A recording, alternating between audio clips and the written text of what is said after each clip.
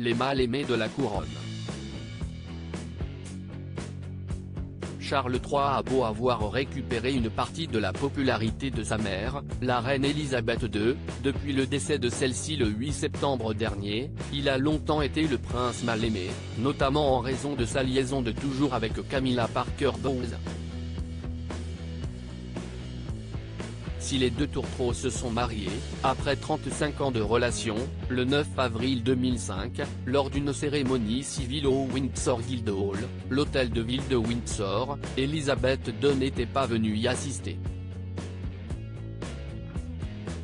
Plus bigote encore que l'archevêque de sa propre église, la reine n'a pas voulu assister à cette cérémonie civile pourtant tolérée par les règles anglicanes, analyse Michel Faure dans son livre Charles III, roi d'Angleterre aux éditions de l'Archipel.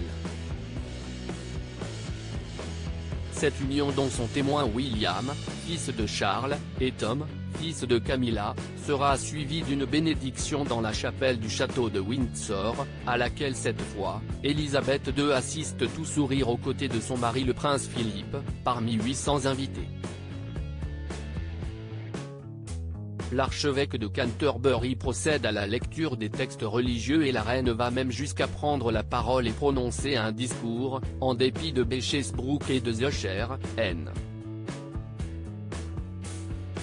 D.L.R, obstacles de course hippique, et toutes sortes d'autres obstacles terribles que mon fils a surmontés, je suis très fier et je leur souhaite le meilleur.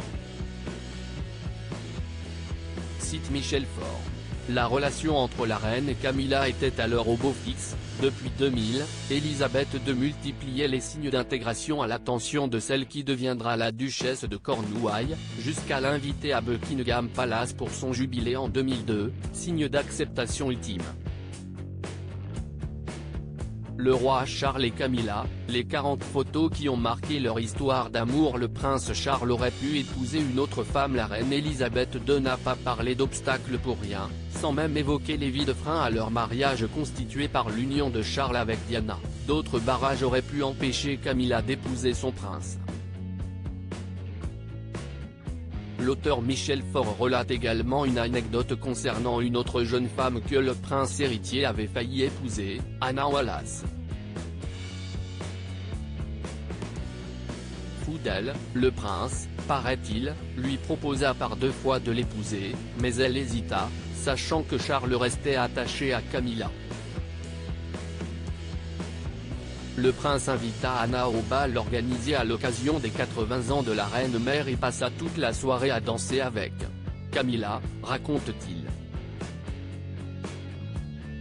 Selon Jessica Jane, auteure de romans d'amour et d'une biographie de Camilla, Anna Wallace fit une scène publique à la fin du bal, déclarant à Charles n'avoir jamais été aussi maltraité de sa vie. Elle lui lança « Vous m'avez laissé seul toute la soirée, et bien maintenant, vous continuerez sans moi. » Aujourd'hui reine consort, Camilla a tout gagné, en gardant patience. Crédit photo, gov.inf.